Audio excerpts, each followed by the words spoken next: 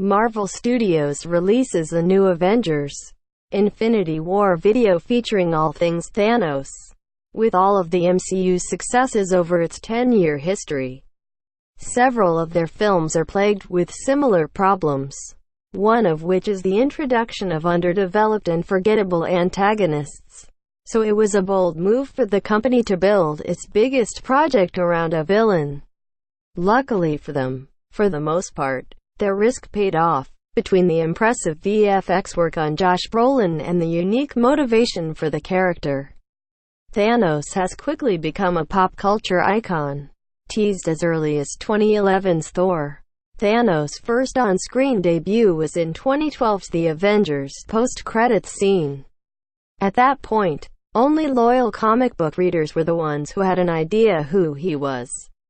But over the years, Marvel Studios continued to slowly introduce him via a series of brief appearances in their other film installments, and soon it became clear that he's someone being built up as the main big bad of the overall narrative that the franchise has been treading since 2008's Iron Man.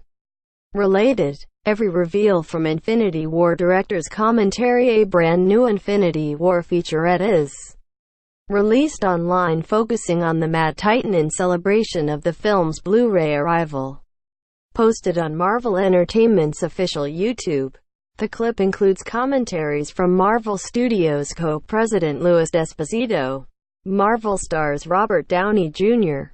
and Chris Hemsworth, as well as directors Joe and Anthony Russo, dissecting how Thanos is the most dangerous foe that the Earth's mightiest heroes have faced so far. The clip also retraces the villain's first attempt to take over the Earth in the Avengers.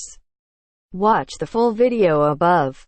While Thanos planned to wipe out half of life in the universe to balance it doesn't really make much sense when one truly thinks about it.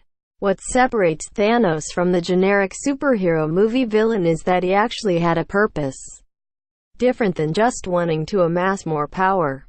And he was relentless in making sure that he fulfilled that goal. Looking at the situation at that angle, it was somehow fitting that he succeeded in executing his plan, especially in contrast with the Avengers, who were not only scattered, but didn't have a reliable scheme to take down the greatest villain that they've encountered. To be fair, Earth's mightiest heroes were playing catch-up with the Mad Titan the whole movie. They were all caught off guard with his arrival, by design, and not knowing much about him and what his endgame was made it difficult for the heroes to come up with a solid plan to defeat the villain.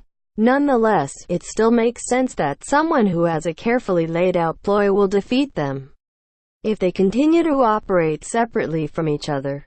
In hindsight, this is a good lesson in terms of bettering their team dynamics. That said, it's safe to say Thanos' victory won't be for too long, as Earth's mightiest heroes are expected to come back with a more solid plan to defeat him in next year's Avengers 4.